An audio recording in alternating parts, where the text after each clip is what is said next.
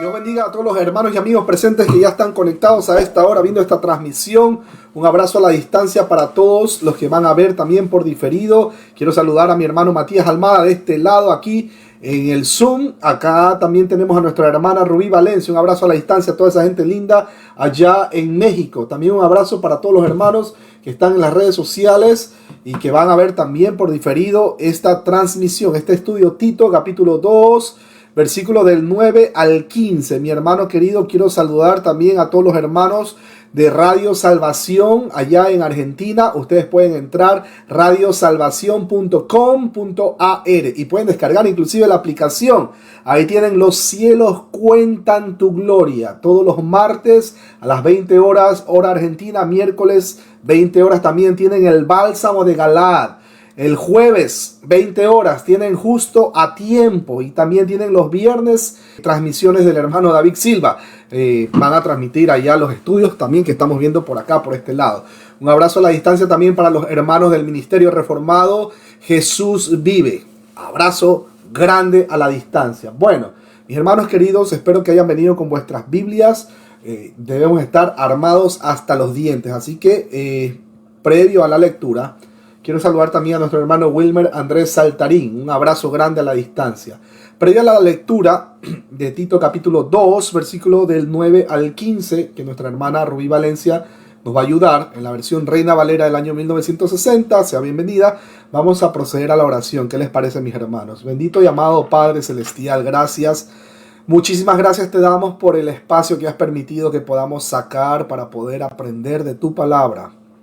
Te rogamos que tu Santo Espíritu nos ayude abriendo el entendimiento y nos ayude a entender cada detalle que nosotros vamos a ver aquí en este estudio. Te suplicamos, amado Padre, que podamos compartir este estudio a todos los amigos, compañeros, familiares, incluso a las personas que aún no conocemos. Solo tu Santo Espíritu es quien abre el entendimiento, convence de pecado, guía nuestras vidas y también corrige nuestras vidas. Y cuando nos corrige, es doloroso muchas veces, así que Padre Santo, te damos gracias, que tu Santo Espíritu nos acompañe esta noche en el nombre precioso de Cristo Jesús. Amén. Un abrazo grande a la distancia a mi hermano Birlev allá en Estados Unidos, ya no en Nicaragua, ya está de este lado, aquí en Estados Unidos. Abrazo grande para toda esa gente por ese lado de la United States. Bueno, mi hermana Rubí, bienvenida.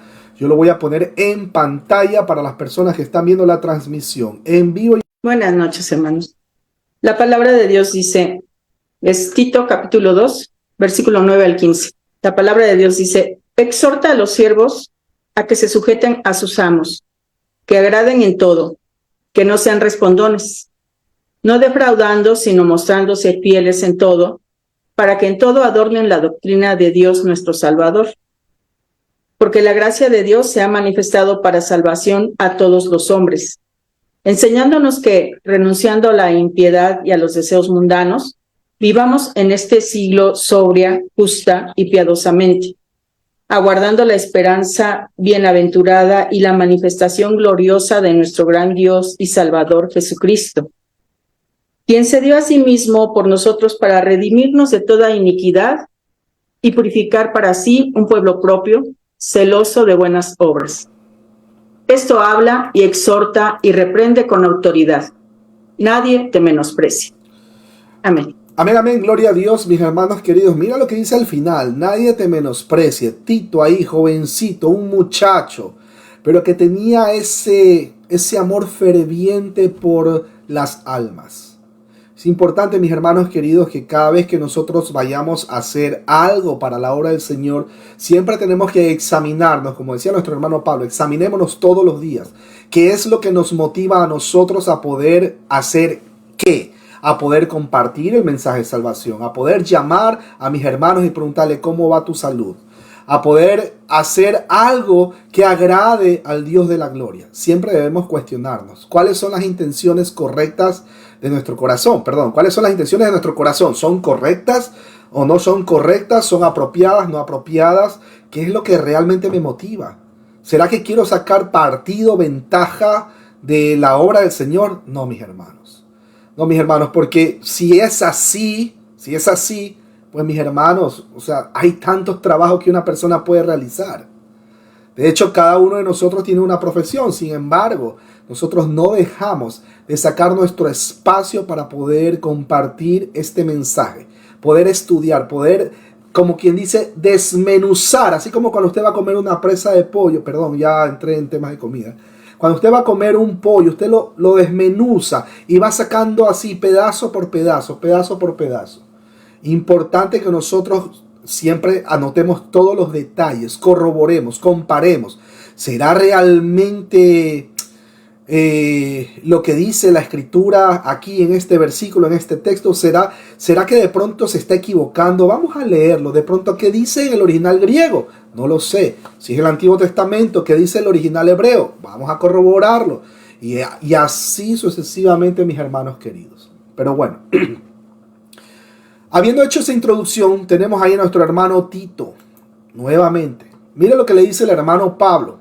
Le dice, exhorta a los siervos a que se sujeten a sus amos. Versículo 9, estoy leyendo, mis hermanos queridos. Que agraden en todo, que no sean respondones, dice la Reina Valera.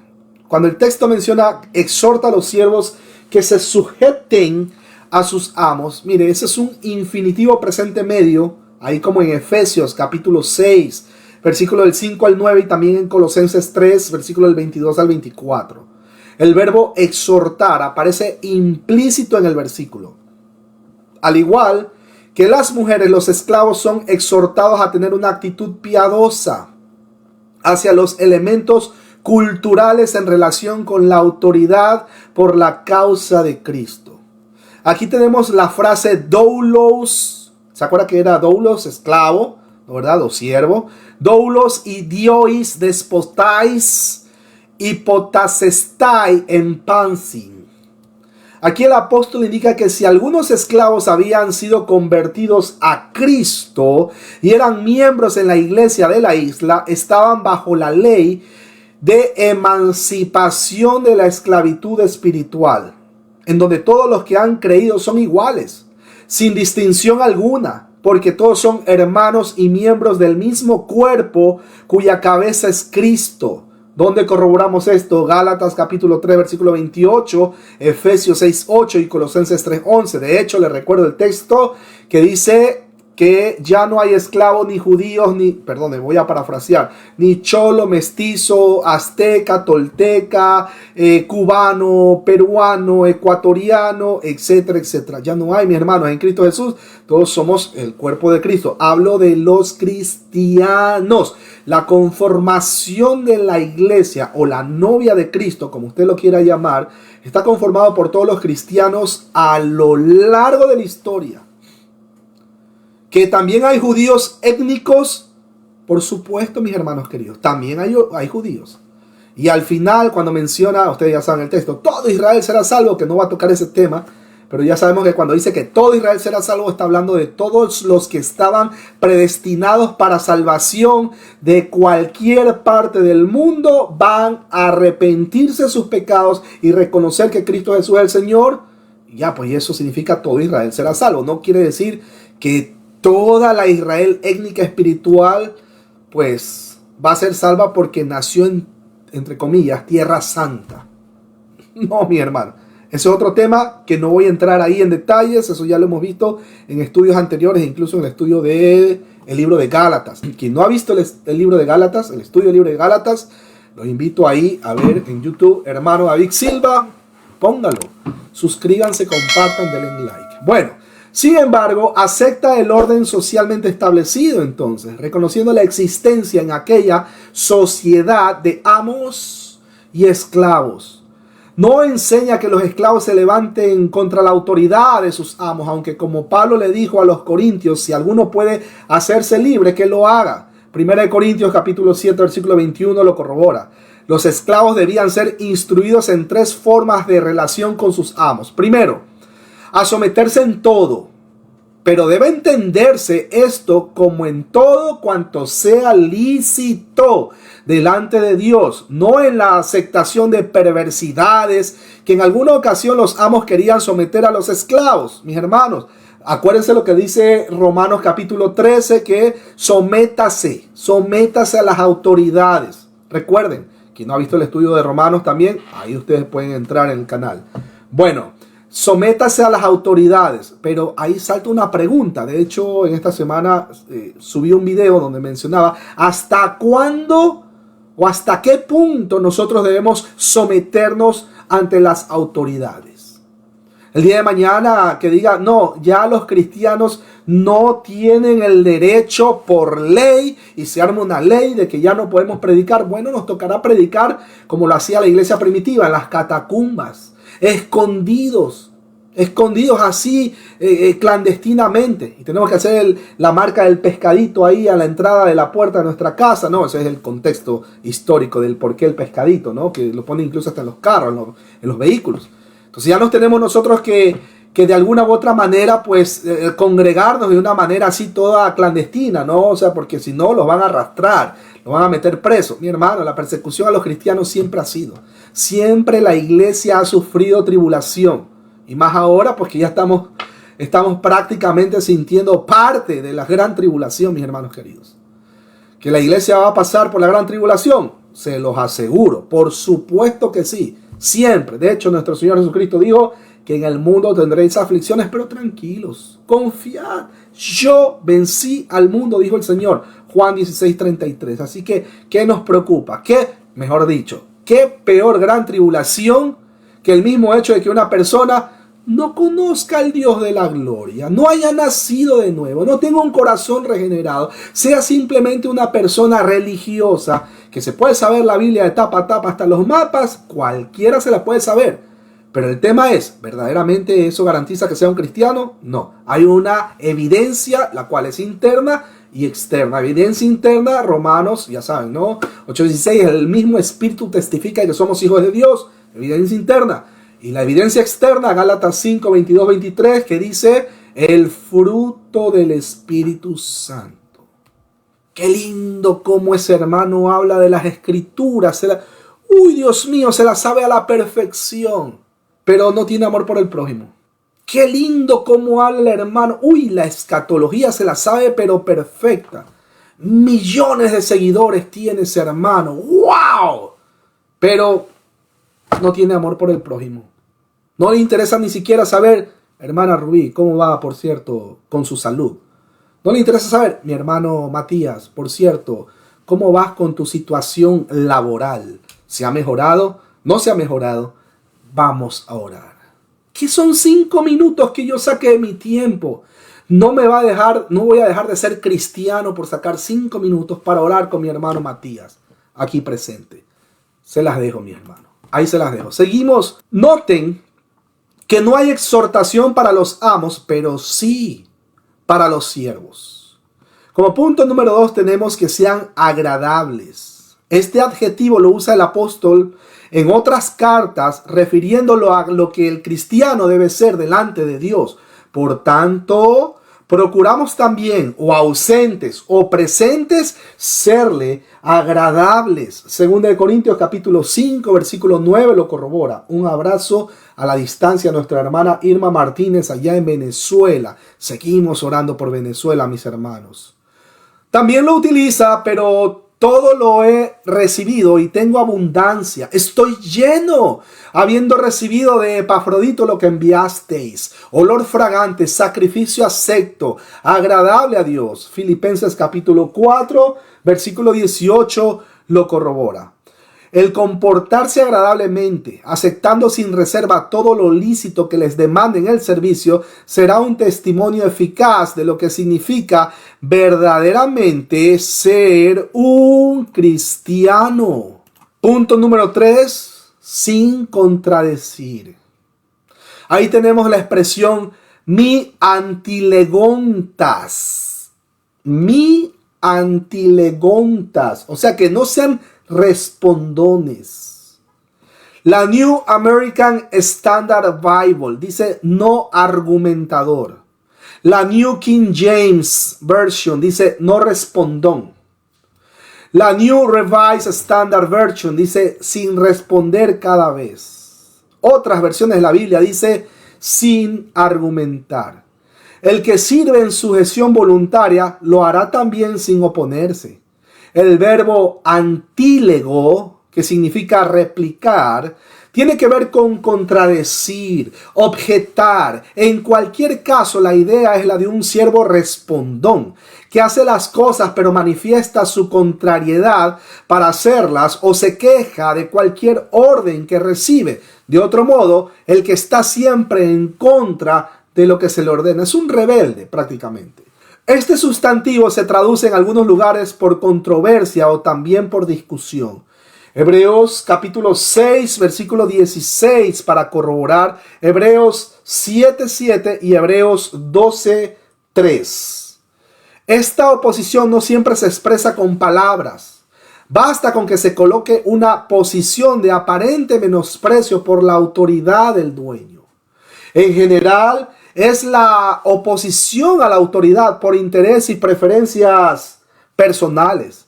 La demanda tiene que ver con un sentido de la ética laboral desde la perspectiva bíblica de sumisión a Cristo, sirviendo de buena voluntad como al Señor y no a los hombres, dice la Escritura en Efesios capítulo 6, versículo 7. Un servicio en la dimensión espiritual de la relación del cristiano con Cristo traerá como consecuencia el hacerlo sirviendo de buena voluntad o como con ánimo pronto. Esa, mis hermanos queridos, es la dimensión que Pablo está dando al comportamiento del creyente, tanto en el plano del matrimonio como en la relación familiar y también ahora en el trabajo. No se trata simplemente de trabajar, sino de hacerlo con toda el alma, porque es como para el Señor y no para los hombres.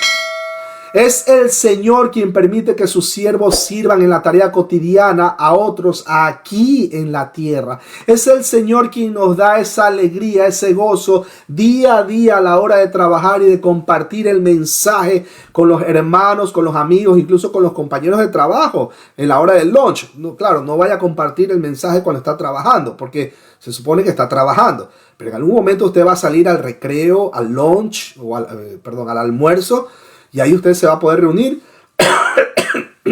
tomarse un café con ellos, decirles, bueno, una pregunta así al azar.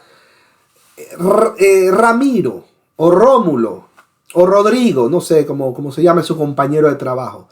Digamos que esta noche te sorprende la muerte. Así, ipso facto, te sorprende la muerte. ¿Has pensado dónde tú vas a pasar la eternidad?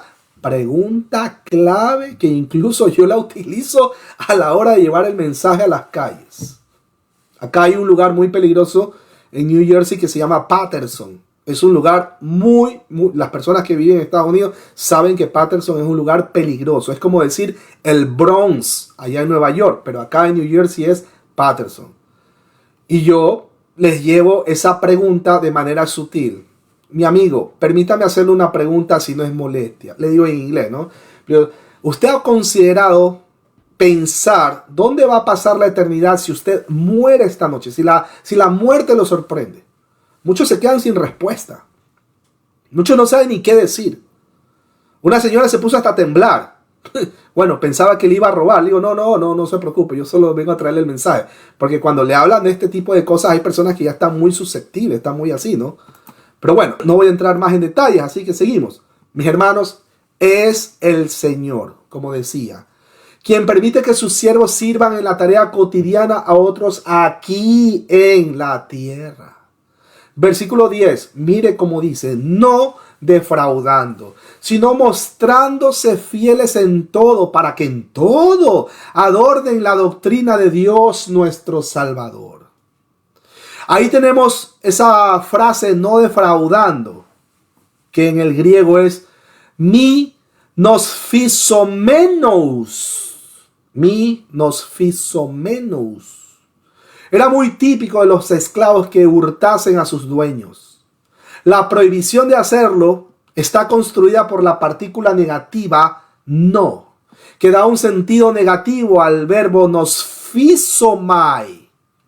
Acuérdense. Nos physomai, que significa asizar, hurtar o literalmente quedarse con una parte Ya se acuerdan de esa historia. Bueno, en Hechos capítulo 5 vemos ese mismo verbo nosfisomai cuando Ananías y Zafira, ¿se acuerdan?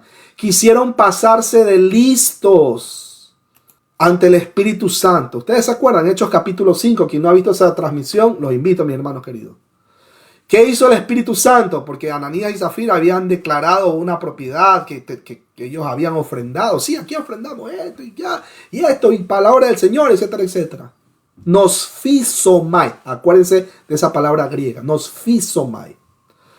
¿Qué pasó? Pues el Espíritu Santo aplicó su disciplina eclesiástica de una manera muy particular. Ustedes ya saben qué pasó con este par de personas. Seguimos, mis hermanos queridos. El dueño enviaba al esclavo a hacer la compra y el esclavo se quedaba con una parte hurtando al dueño algo de dinero que le había entregado. Generalmente las cantidades eran pequeñas, pero lo hacía con vistas a alcanzar la cifra que llegase a pagar su libertad. En otras ocasiones el robo alcanzaba mayores proporciones, en cuyo caso el dueño podía acusarlo y generalmente le costaba hasta la vida. Por esa razón, Onésimo huyó de la casa de su dueño. Un cristiano, mi hermano querido, no hurta, mejor dicho, no roba. En ningún caso y en ninguna medida. De ahí la prohibición del apóstol que Tito tenía que enseñar a los esclavos que pudieran haber en las iglesias en Creta. Cuando el texto menciona mostrando toda fidelidad. Mire, esa es la frase aya pasam pistin endekeimenos agatin. Mediante el uso de la conjunción adversativa sino, abre la exhortación positiva de lo que en vez de hurtar debe hacer un siervo cristiano. Es decir, mostrar absoluta fidelidad a su amo. La fidelidad en todo cuanto se le encomienda debe ser tal que se convierta en un ejemplo, una muestra, que es el sentido del verbo, escuche el verbo, endekeinimi, en el sentido del participio de presente, hacerse ejemplo, manifestarse como persona honrada y honesta, visible a todos los que conocen a la persona. Recuerden, no solamente hay que decir que es cristiano, sino que hay que parecerlo. Es más, que la misma gente que lo conoce testifique si nosotros verdaderamente somos cristianos o no. Cuando el texto menciona para que todo, la doctrina de Dios nuestro Salvador, ahí tenemos la frase inatin didaskalian tintous sotiros imon theos cosmosin pasin. De ese modo la conducta de los esclavos hará honor a la doctrina que dicen profesar. Las acciones de esos pobres hombres, desprovisto de todo derecho humano, podrán sin embargo ser un timbre de gloria para la doctrina que practican, la cual quedará más de relieve, más adornada, por así decirlo, cuanto más humilde sea el terreno donde produce sus frutos. Es un estilo de vida que deja visible todos los frutos que el Espíritu produce en el creyente. Una manifestación que todos vean la transformación que la gracia ha producido en esa persona que es ahora salva. Estas virtudes no son limitadas a los esclavos, sino que siendo la palabra de Dios es atemporal y alcanza a todos los que sirven en todos los tiempos. Quien detrae, no importa cuánto sea, es un ladrón y está actuando contrariamente a la voluntad de Dios porque es una deshonra para el evangelio. Otro aspecto del hurto es cuando el rendimiento en el trabajo merma, o mejor dicho, disminuye por desidia del productor, o cuando se producen retrasos habituales en la hora de iniciar la jornada. Qué mal que uno se siente cuando un empleado falla a uno. Qué mal, mi hermano Matías, tú que tienes ahí tu trabajo. Cuando un empleado está constantemente quemando tiempo, gastando tiempo, llega tarde, uno se siente mal. Uno, por más de que le brinda la confianza, uno se siente mal. Oramos por esas personas, mi hermano. Oramos Pero nosotros como cristianos no deberíamos hacer eso. Deberíamos ser considerados con nuestro jefe, considerados con la persona que nos está dando la oportunidad para poder desenvolvernos nosotros como personas, como trabajadores, como empleados. Otro aspecto, como decía, es cuando disminuye la producción. Algo está pasando. Todo cuanto sea menguar la productividad es hurtar. Asunto comprendido en la prohibición del apóstol. Estas perfecciones aparecen en escritos de Cicerón, Séneca, Polibio y otros. La diferencia es que el apóstol toma aquellas indicaciones para una vida correcta, el entorno grecorromano, para darles la dimensión que deben alcanzar para quienes viven a Cristo Jesús. No se trata de ser ejemplos en la sociedad, sino de serlo delante de Dios en ese ámbito. El apóstol une aquí las virtudes fundamentales de la fe para aplicarlas al orden ético del cristiano en la sociedad. Mis hermanos, Dios exhibe la realidad de lo que otorga en salvación a todo aquel que cree mediante la conducta ejemplar de los cristianos. ¿Usted quiere verdaderamente saber si una persona es verdaderamente cristiana, verdaderamente salva? Pues mi hermano, usted lo va a ver en su comportamiento en el día a día, en el trabajo, es más, en la sociedad en general. Si hay un problema o algo, pues si el cristiano puede abogar o mediar para que estas personas cesen en la pelea o en el conflicto, pues gloria a Dios. Pero si es un problema de chisme, pues ni para qué se vaya a meter ahí. Deje ahí esas personas que chismean. Cuando ya no estén chismeando, ahí tranquilamente puede entrar y exhortarlo. El chisme es pecado. ¿Cuántos ministerios se han destruido por chismes? ¿Cuántas relaciones matrimoniales no se han destruido por chismes? ¿Cuántas relaciones de amigos, incluso hasta de hermanos, se han destruido por chismes? El chisme, mis hermanos queridos, es simplemente una manifestación de un corazón no regenerado, un corazón plagado de la podredumbre del pecado. Perdone que sea un poco crudo, un poco fuerte, pero debo decirlo. Es importante el arrepentimiento. Versículo 11 dice, porque la gracia de Dios se ha manifestado, escúchelo bien mi hermano querido, porque la gracia de Dios se ha manifestado para salvación a todos los hombres. Cuando el texto menciona ha manifestado y también su gracia, esto se refiere a la encarnación de Jesús el Señor. Aleluya, gloria a Dios. La vida, la enseñanza, la muerte de Jesús revela íntegramente su amor, la misericordia y la gracia. Cuando el texto menciona porque la gracia de Dios apareció, ahí tenemos, mire, la frase griega epefanigar y charistou theu.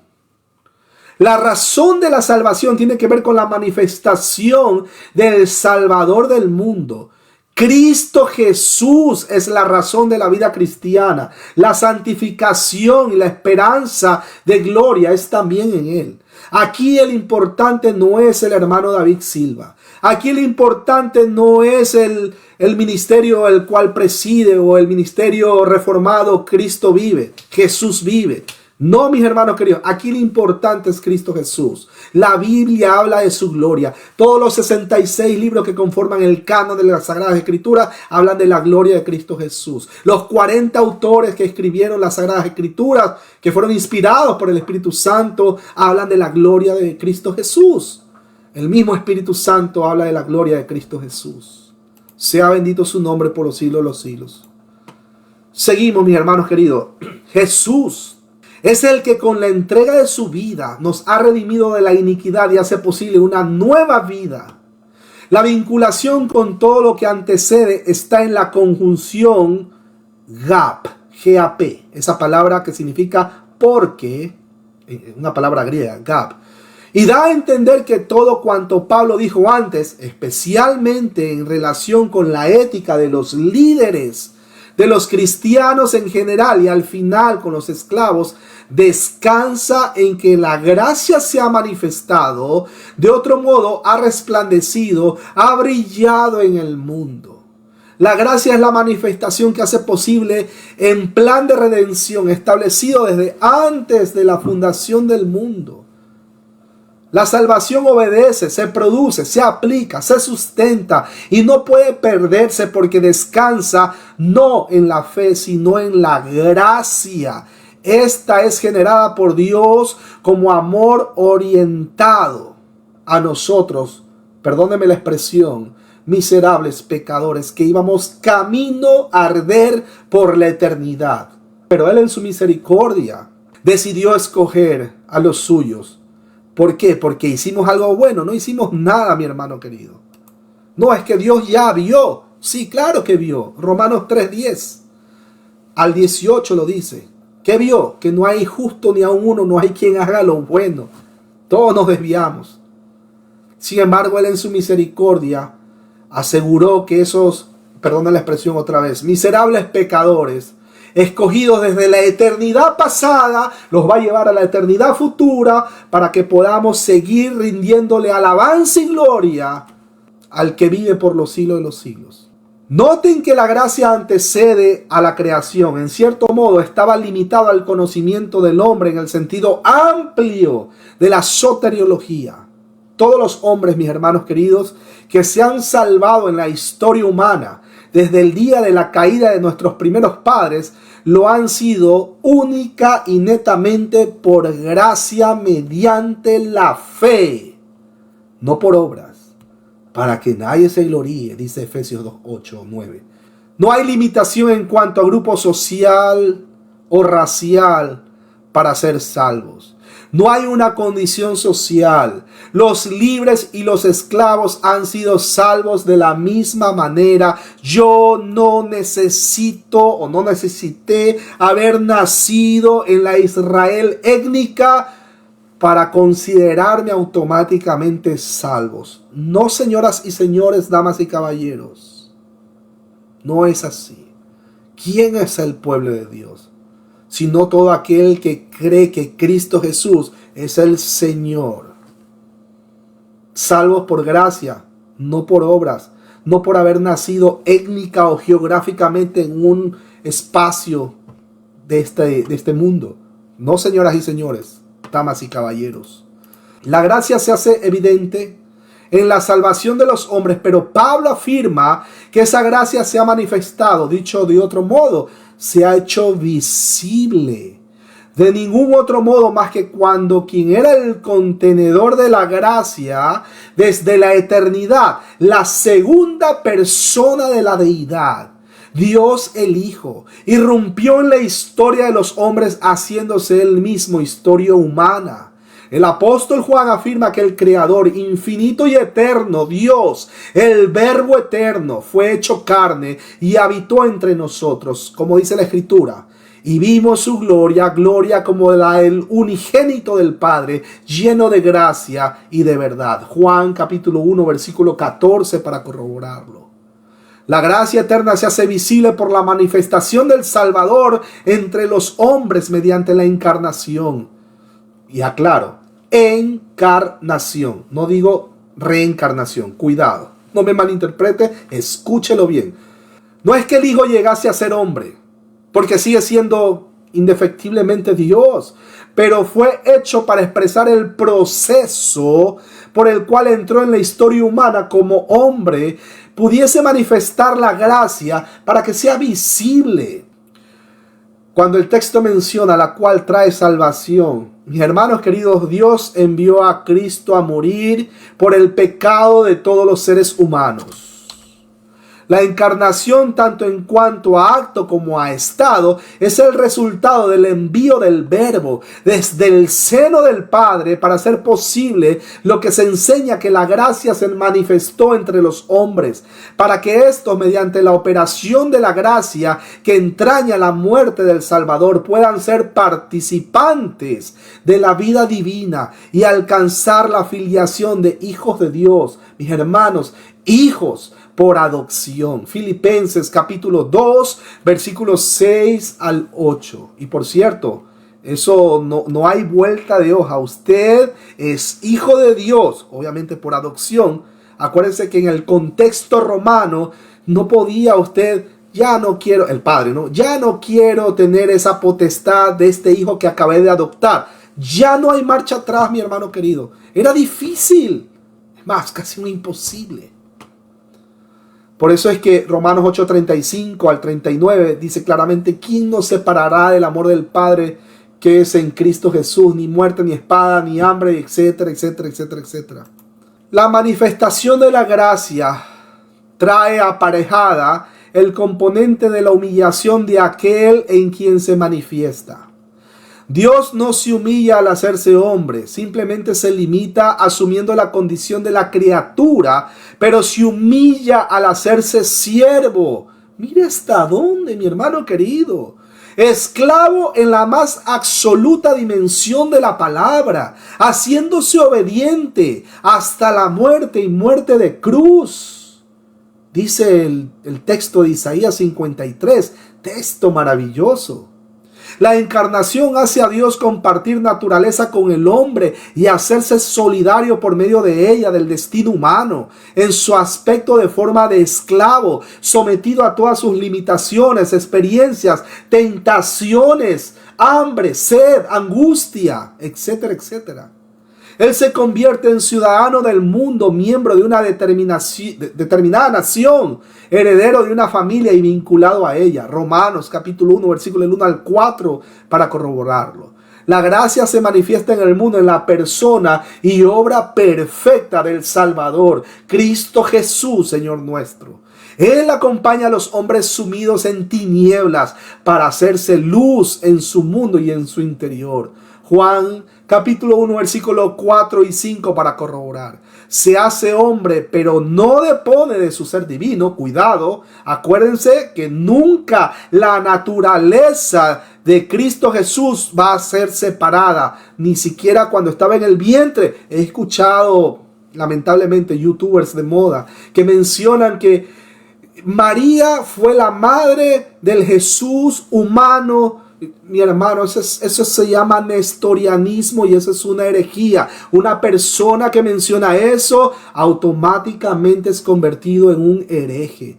Tenga cuidado, mi hermano querido. En ningún momento la naturaleza de nuestro Señor Jesús fue separada. La parte humana de la divina, ni de la divina de la humana. En ningún momento se separó. Usted separa la naturaleza de nuestro Señor Jesús y usted automáticamente se convierte en un hereje. Ya no va a ser un hermano mío, automáticamente. Perdone que lo diga así, mi hermano querido.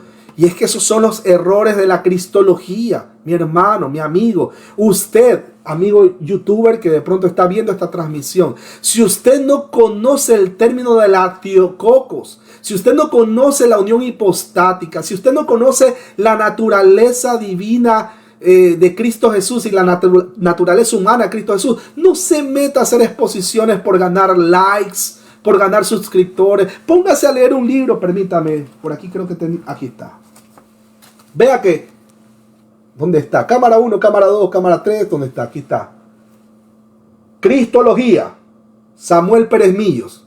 Se la recomiendo. Vea, todo esto para entender la naturaleza humana y divina de Cristo Jesús, la unión hipostática. Recomendado. Mi hermano, no se meta a hacer exposiciones de la unión hipostática ni de la teococos. Téngale respeto por la palabra de Dios. Por favor, no se convierta en un hereje. No sé esto de aquí. Me callo. Y le pego una llamada al hermano Matías. Hermano Matías, ¿me puedes explicar? Por favor. Claro que sí, con amor. Permítame. Seguimos, mis hermanos. Perdone, es que es importantísimo que haga esta exhortación, mis hermanos queridos. No se trata de una mera apariencia por la que Dios, el Verbo, se presenta de otra forma ante los hombres, sino de una verdadera inserción de Dios entre los hombres por medio de la encarnación y nacimiento virginal de María. La gracia no puede manifestarse sin la encarnación, y esta exige el nacimiento de mujer bajo el área supervisada de la ley. Gálatas capítulo 4, versículo 4 para corroborar. Ahora pregúntense, ¿por qué razón usa la vía de la encarnación? Ninguna razón ni bíblica ni humana responde a esto. Simplemente hay que entender que la encarnación y nacimiento fue la forma elegida por Dios para hacerse hombre. Ese es el misterio. Mi hermano, si la Biblia calla, quedémonos callados nosotros. Mateo capítulo 1, versículo del 18 al 25 lo corrobora. Se trata del inicio de una nueva experiencia de vida, pero en modo alguno se trata del comienzo absoluto del que se encarna Jesús, nuestro Salvador. Por ser Dios, no tiene principio ni tampoco tiene fin. La condición divina de Jesús no se inicia en el nacimiento, sino que lo antecede por su preexistencia eterna. Recuerden que a los fariseos le dijo, antes de que fuese Abraham, yo soy. Cristo Jesús es existente, preexistente. No es que recién apareció en el nacimiento, ¿no? Cuando María lo trajo al mundo. No, mis hermanos queridos. De forma especial, esa manifestación de la gracia se hace incuestionable en la acción genótica del Hijo de Dios, en su descenso y entrega, donde la gracia alcanza una plenitud infinita y es por tal causa, en cierto modo, incomprensible al hombre, pero cautivadora para el pecador. Asombrosamente, el infinito Dios tiene capacidad para ser menos que los ángeles. De modo que no solo puede compadecerse de la situación del pecador, sino abrir la vida de la restauración para con él. En la cruz, el Verbo y con él el Padre y el Espíritu se adentran en la dimensión de soledad de la cruz, para introducir el principio de vida donde el pecado y la muerte que destruyen quedan impotentes por la dotación de vida eterna a todo aquel que cree. La entrada de uno de la Trinidad en la experiencia de la muerte, seguida luego de la victoriosa y gloriosa resurrección, se convierte en esperanza segura para el hombre. En la muerte de Cristo, mis hermanos queridos, Dios se manifiesta como el amor que vence sobre el mal, como acogedor del hombre en la forma más definitiva, que es el perdón. La presencia de Dios en la cruz es la expresión de la infinita sabiduría divina para la salvación, que se convierte en locura, óigame bien, en locura para quienes no tienen interés en la obra divina y rechazan la luz porque aman más las tinieblas. Primera de Corintios capítulo 1 versículo 18 corrobora esta gran verdad. Cuando el texto menciona Salvador de todos los hombres, ahí tenemos la frase Sotirios pasin anthropois. Esta segunda verdad es que esa gracia está orientada para salvación a todos los hombres. Sencillo como eso. La voluntad salvífica universal está firmemente expresa, como en otros lugares, por el apóstol y de forma concreta en las pastorales. Segunda de Timoteo capítulo 1 versículo 10 para corroborar. La obra de salvación obedece a un plan eterno que se manifestó en la vida de Cristo desde el nacimiento hasta la muerte. Es necesario entender el alcance de la obra de Cristo para comprender el sentido de todos los hombres. La comprensión del alcance de la muerte de Cristo ha sido diferente según el modo de pensamiento, óigalo bien, según el modo de pensamiento teológico. Tales diferencias han dividido a muchos teólogos, produciendo en ocasiones posiciones radicales que generan enfrentamientos y causan profundas divisiones. Por un lado están los que se conocen como redencionistas limitados, quienes sostienen que Cristo murió solo por poquitas personas, casi por 5, 6, 7 personas. Concretamente por un grupo de personas que Dios eligió soberanamente para salvación, predestinándolos para la gloria. Otro grupo conocido como los redencionistas ilimitados entienden que Cristo murió por todos sin excepción alguna, proveyendo de salvación a todo aquel que cree en él. La posición de redención limitada es también el llamado quinto punto del hipercalvinismo. Sin embargo, debe entenderse que no todos los que están en la posición calvinista sostienen la redención limitada. Ya aquí esto ya toca debatir, pero mis hermanos, Cristo murió, sí, es verdad, por todos los pecadores, por todos los pecados, sí, correcto, perfecto, todo lo que usted quiera, pero ¿cuál es el detalle? Mis hermanos, que no todos van a acceder al arrepentimiento genuino. La expiación de la cruz cubre los pecados de todo el mundo, pero ¿cuál es el tema? El tema es que no todos van a acceder a ese arrepentimiento. No todos van a ser salvos. Muchos, ¿qué dice la Escritura? Muchos son los llamados, pero pocos son los escogidos. Mis hermanos, si Cristo murió así literal por Raimundo y todo el mundo, por Sansón y los que no son, y todos van a aceptar y todos son salvos y ya, y listo, y hay el super ultra que avivamiento, etcétera, etcétera, mi hermano, eso se llama universalismo, y eso es antibíblico, mis hermanos. Ante todo, Dios bendiga a mi hermana Silvia Rojas allá en México. Abrazo grande para toda esa gente linda en México. Versículo 12 dice, enseñándonos que renunciando a la impiedad y a los deseos mundanos, vivamos en este siglo sobria y justamente piadosamente. Cuando el texto menciona y nos enseña a, mire, textualmente significa disciplinar o enseñar al niño. La gracia se personifica en los padres amorosos. Hebreos capítulo 12, versículo 5 lo corrobora.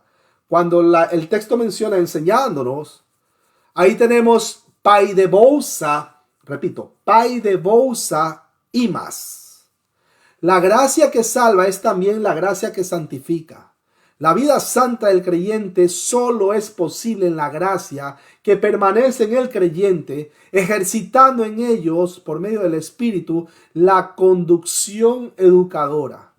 Aunque esto tiene un gran sentido de enseñanza intelectual, el apóstol está interesado en destacar que la santificación lleva a la experiencia práctica, la enseñanza de la palabra. Con Cristo estoy, como dice la Escritura, con Cristo estoy juntamente crucificado, ya no vivo yo, mas vive Cristo en mí. Aleluya. Y lo que ahora vivo en la carne, lo vivo en la fe del Hijo de Dios, el cual me amó y se entregó a sí mismo por mí. Dice Gálatas capítulo 2, versículo 20. Mis hermanos, Dios ha establecido para el creyente un destino definitivo, predestinándolo para ser hecho conforme a la imagen de su Hijo. Romanos 8:29 lo corrobora. Esa operación de conformación a la imagen de Jesús la lleva a cabo el Espíritu Santo, que produce a Cristo en nosotros. ¿Cómo? Ahí está, pues el fruto del Espíritu Santo, que es el eco, hace un eco del fruto, el fruto del Espíritu Santo hace un eco de la mente de Cristo. La enseñanza es continuada y esto se nota en el uso del participio de presente, renunciando a la impiedad y a los deseos mundanos. Y se lo digo en el griego, ina arnisamenoi tin asebeian kaitas, cósmicas epitimias. Si usted no lo entendió, cuando vuelva a ver la transmisión, ahí lo puede anotar. La gracia nos conduce a la renuncia del pasado pecaminoso que era propio de la vida sin Cristo. La primera dimensión de la renuncia es a la impiedad, o sea, la asebeia. Esa es la palabra en el original griego, asebeia, que denota la falta de reverencia y de amor a Dios. Y es por eso que usted va a ver tanta gente que odia a Dios. Y es por eso que usted va a ver tanta gente que dice, Dios no existe, porque dejó que mi madre se muriera de cáncer. Dios no existe, porque no cumplió los deseos, claro, deseos torcidos del corazón. Mi hermano, ya sabe que los ateos no existen. Lo que hay es personas que están resentidas por Dios. Es más, le voy a decir un secreto. El ateo tiene más fe, aunque no lo crea. ¿Por qué? Porque pelea con un Dios que supuestamente él dice que no existe, pero le tiene una fe. Solo que le duele reconocer, ¿no? Bueno, de ahí la provisión del Espíritu en la gracia que elimina la impiedad y orienta el deseo y las acciones para que Dios sea glorificado en nosotros. Acuérdense lo que dice el texto, ¿no? Ni tampoco presentéis vuestros miembros al pecado como instrumento de iniquidad, sino presentaos vosotros mismos a Dios como vivos de entre los muertos y a vuestros miembros a Dios como instrumentos de justicia. Porque el pecado no se enseñoreará de vosotros, pues no estáis bajo la ley, sino bajo la gracia. Romanos capítulo 6, versículo 13 y versículo 14 para corroborarlo. Junto con el abandono de la impiedad va también el de los deseos mundanos.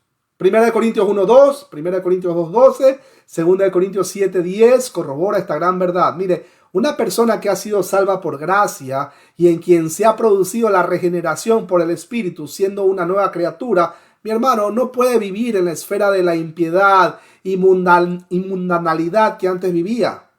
Para nada.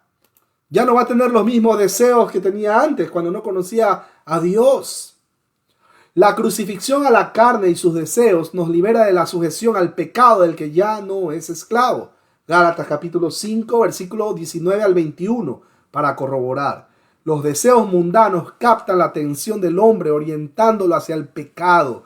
Aunque literal o físicamente no lo cometa, siente el deseo personal de hacerlo.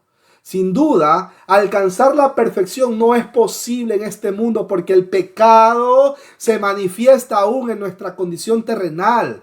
No que, como dijo Pablo, no que lo haya alcanzado ya, ni que ya sea perfecto, sino que prosigo por ver si logro asir aquello por lo cual fui también asido por Cristo Jesús. Hermanos, yo mismo no pretendo haberlo ya alcanzado, pero una cosa hago, olvidando ciertamente lo que queda atrás y extendiéndome a lo que está delante, prosigo a la meta, al premio del supremo llamamiento de Dios, que es en Cristo Jesús, dijo nuestro hermano Pablo.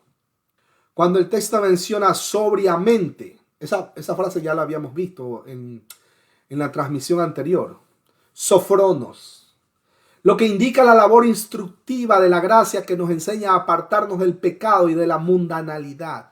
Nos orienta a un estilo de vida en que se hace manifiesta la sobriedad. Apunte esa palabra, sobriedad. Y ya vamos a hacer la pregunta, ¿por qué es importante la sobriedad? Vivir sobriamente es hacerlo teniendo el control de la vida o teniendo la vida bajo control, en otras palabras. O sea, es vivir con cordura y dominio propio. La gracia nos conduce a vivir una vida de prudente temperamento o temperancia que glorifica a Dios. Cuando el texto menciona, y justamente ahí tenemos kai dikaios. Esta es la expresión y actuación de una vida que ha sido justificada por Dios, salva por gracia y transformada por el Espíritu, que se relaciona con los demás, bien sean creyentes o incrédulos, santos o mundanos, salvos o perdidos. Es una manera, por así decirlo, en una manera justa, no conforme a la justicia de los hombres, sino a la de Dios. Para con el prójimo, el creyente ha de vivir en honradez, integridad y sobre todo en justicia. ¿Pero cuál justicia? No la mía, la justicia de Dios. Cuando el texto menciona y piadosamente, ahí tenemos la frase kai ephsebos, que indica que igualmente somos instruidos para vivir piadosamente.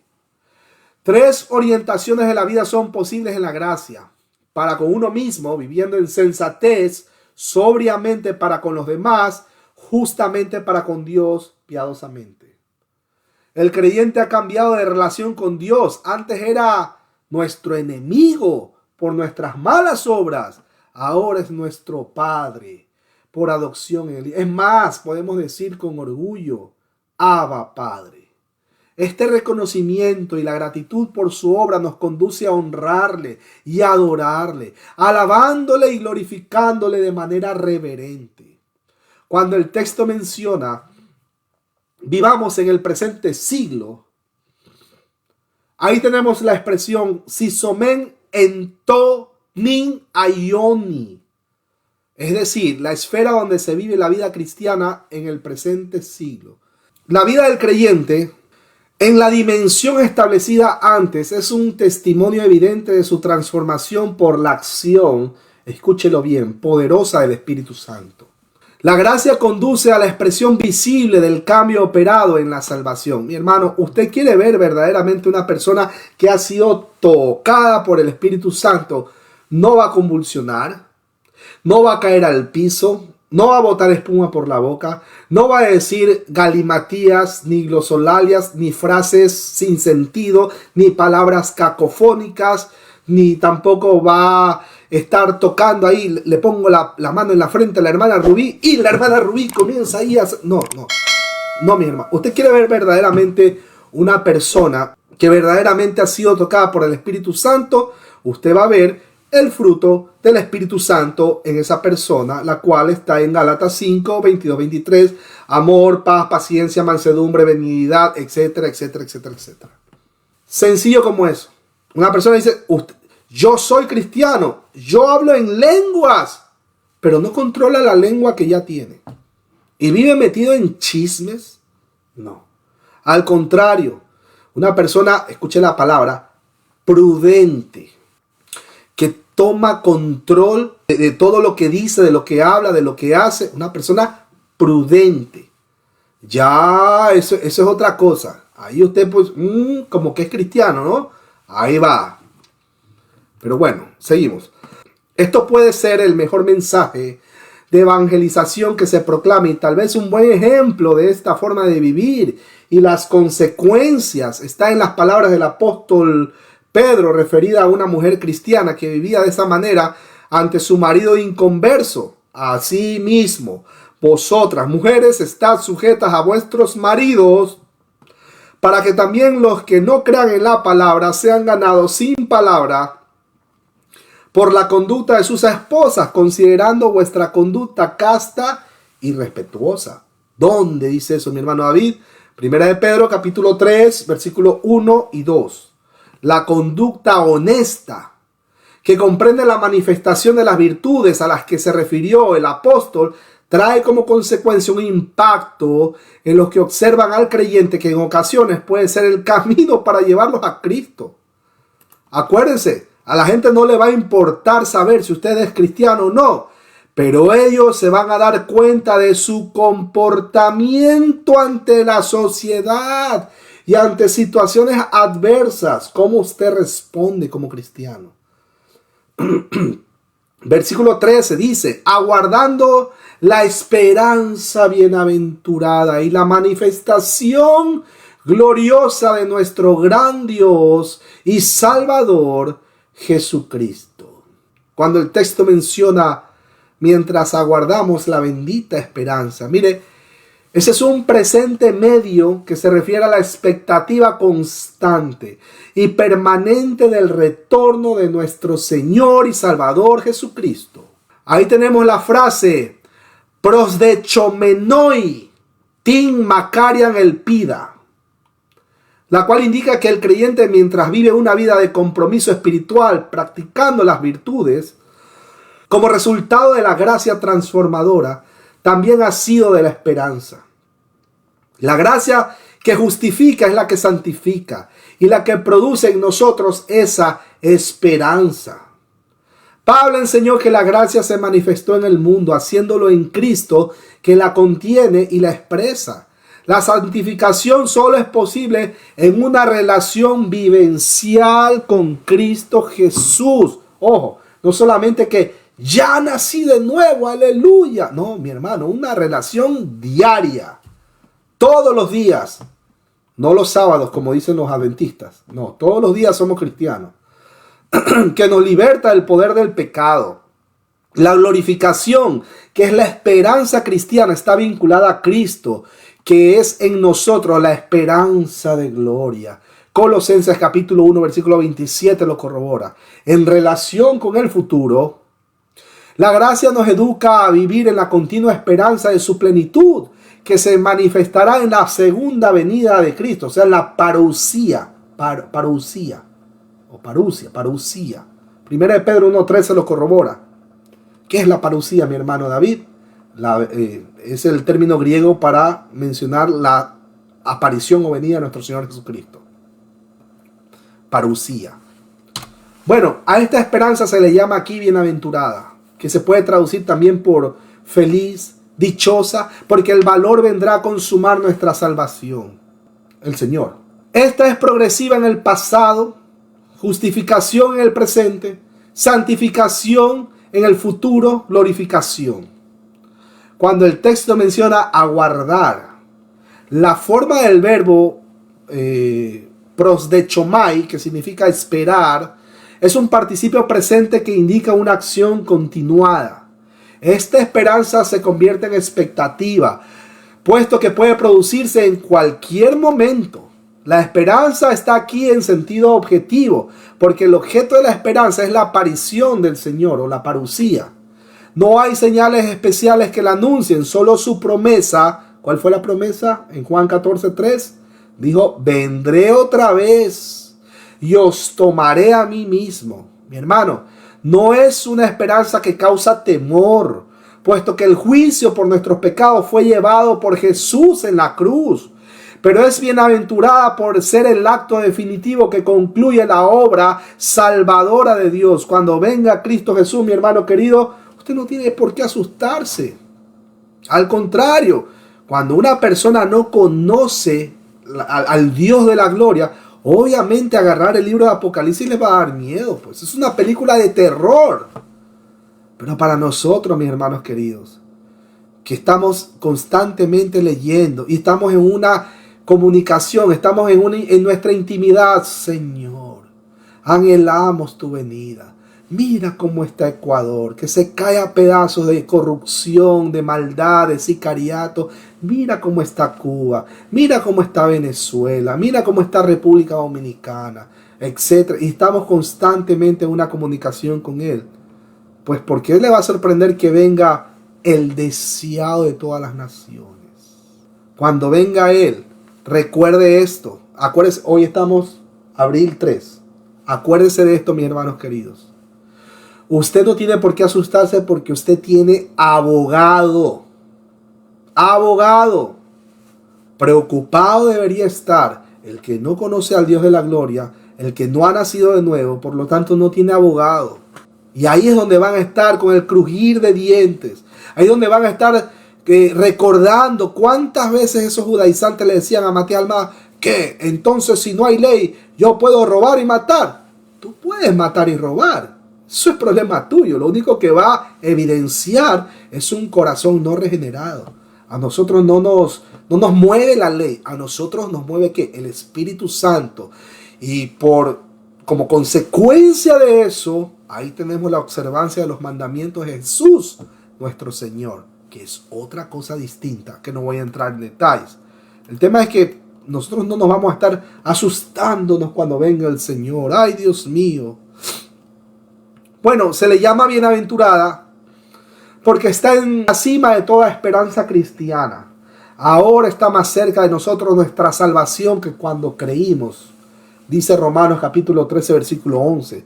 Sabemos que transitamos por el mundo, pero nuestra ciudadanía está en los cielos, de donde también esperamos al Salvador, al Señor Jesucristo, el cual transformará el cuerpo de la humillación nuestra para que sea semejante al cuerpo de la gloria suya, por el poder con el cual puede también sujetar a sí mismo todas las cosas. Dice Filipenses capítulo 3, versículo 20 y 21.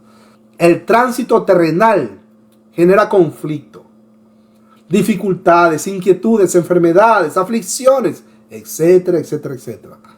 Pero la esperanza bienaventurada nos ofrece la perspectiva de un cuerpo transformado para ser semejante al Señor resucitado, donde las angustias vitales dan paso a la gloria junto a Él. Allí no habrá maldición, y el trono de Dios y del Cordero estará en ella, y sus siervos le servirán, y verán su rostro, y su nombre estará en sus frentes. No habrá allí más noche, y no tienen más necesidad de la luz de la lámpara, ni de la luz del sol, porque Dios el Señor los iluminará y reinarán por los siglos de los siglos, dice Apocalipsis, capítulo 22, versículo 3 al 5. Cuando el texto menciona y manifestación de la gloria, ahí tenemos la frase kai epaphenein tis dosis, la cual indica que la aparición de nuestro Salvador será gloriosa. La primera manifestación del Hijo de Dios encarnado fue, humanamente hablando, sin atractivo. Para la gente Jesús era un hombre más, tal vez más grande que otros, posiblemente un gran profeta, para algunos los menos el Mesías esperado, pero su paso por el mundo era el de un siervo. Él mismo dijo que no había venido para ser servido, sino para servir. Mateo 20:28 lo corrobora y Marcos 10:45. En esa condición de siervo, se presenta al Padre al final de su ministerio para decirle que toda la obra que se le había encomendado estaba hecha. Juan 17:4 para corroborar.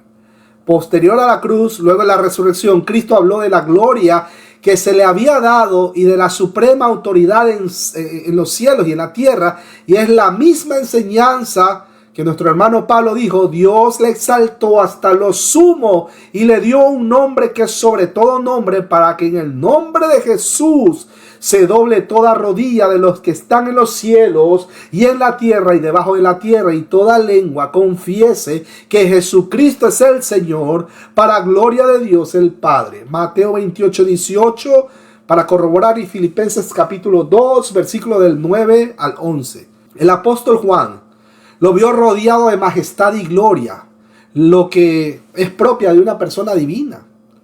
La manifestación suya, cuando aparezca para recoger a los suyos, estará rodeada de gloria, con cuya majestad omnipotente destruirá a los enemigos con el resplandor de su venida. Y esta aparición de Jesucristo será gloriosa, dice 2 de Tesalonicenses capítulo 2, versículo 8 y 9.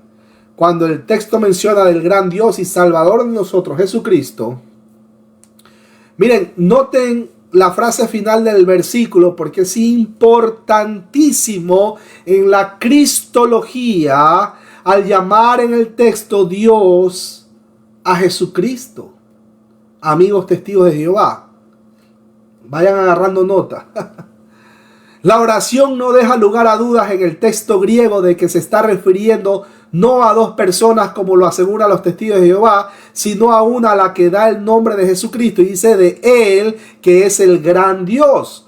Esto es fácil de mostrarlo, pues la sintaxis del griego koine apoya esto como un título para Jesús, porque solo existe un artículo con ambos negativos. Y por cierto, voy a mencionar cómo lo dice en el original griego del gran Dios y Salvador de nosotros, Jesucristo.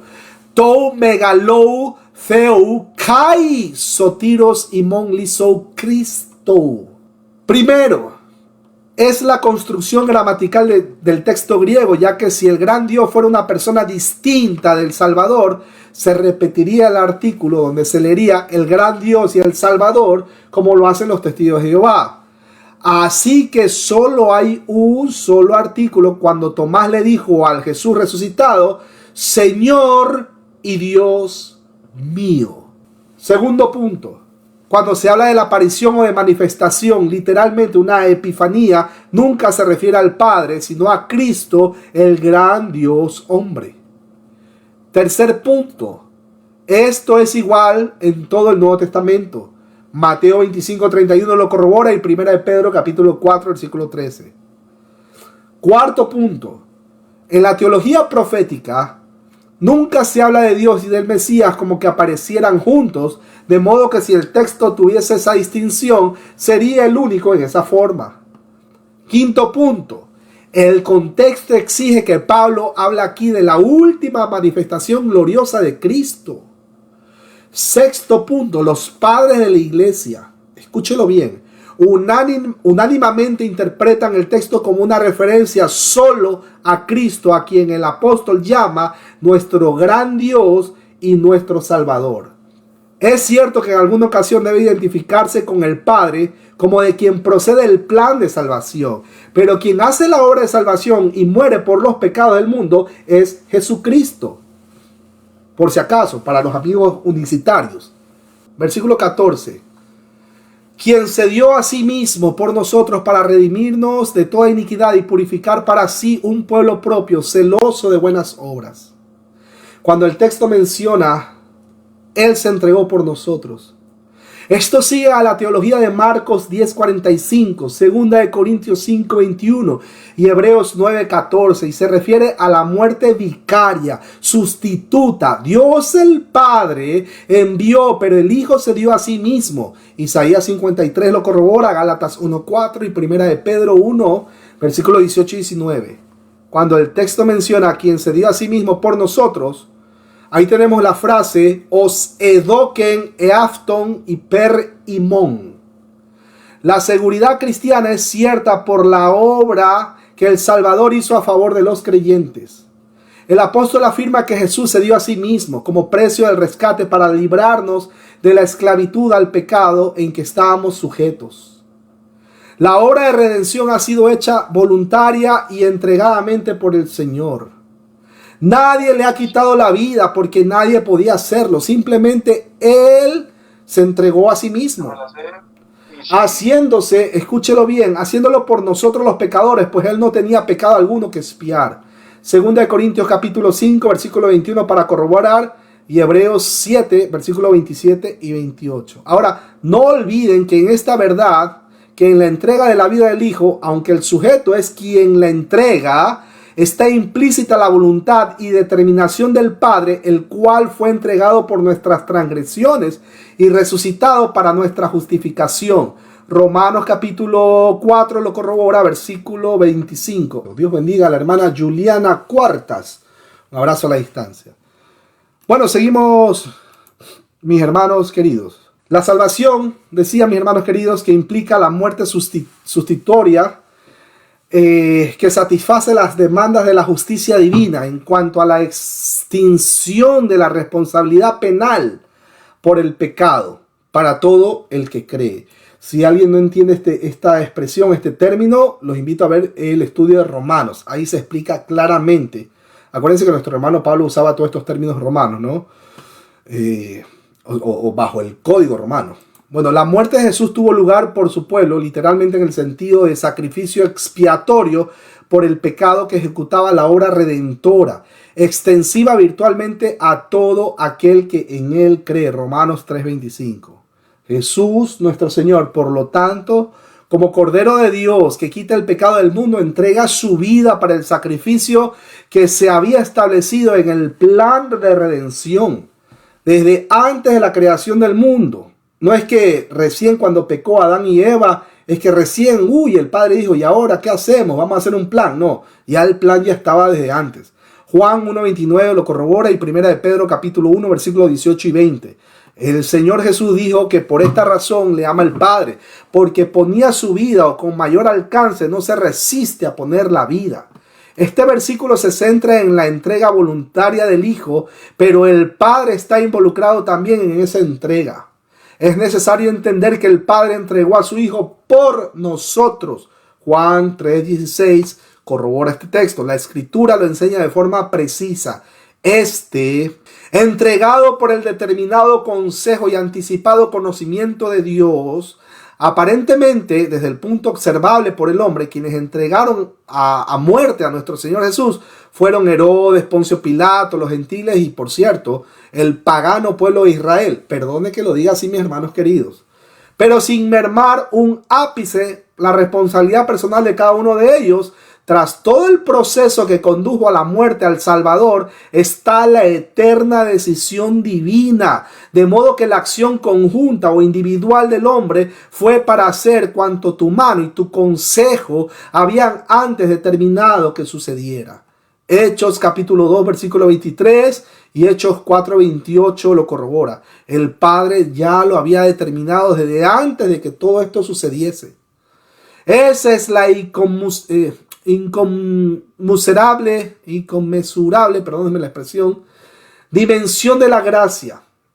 Inconmensurable dimensión de la gracia de Dios, por la que los que ahora son su pueblo pueden ser salvos, porque en esto consiste el amor, no en que nosotros hayamos amado a Dios, sino que Él nos amó a nosotros y envió a su Hijo en propiciación por nuestros pecados. Primera de Juan 4:10 lo corrobora. Cuando el texto menciona para librarnos de toda iniquidad, miren, ahí tenemos litrositai y mais apopasis anomias. El resultado de la operación salvadora realizada por Jesucristo es la de librarnos de toda iniquidad. El verbo litromai expresa la idea de una liberación, de modo que Dios nos libró de una vez por todas la esclavitud del pecado. Para el rescate fue necesario pagar un precio. Acuérdense que todo rescate tiene un precio.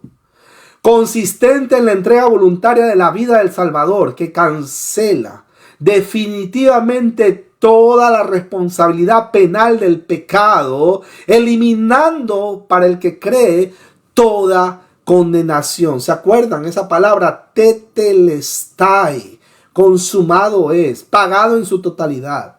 La liberación de Cristo es de la iniquidad que tiene que ver con la transgresión de la voluntad de Dios expresada en la ley.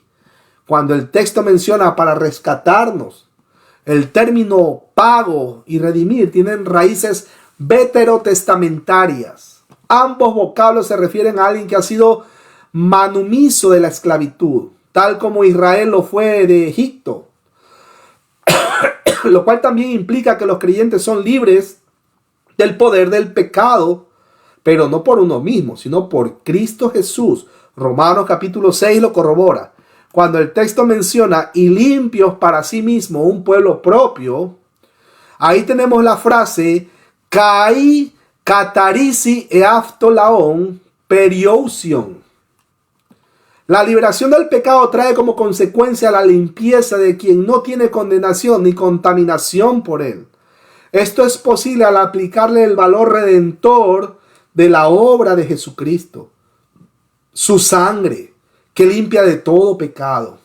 Primera de Juan, capítulo 1, versículo del 7 al 9 para corroborar. No basta con sacar de la cárcel al que estaba esclavizado por el pecado.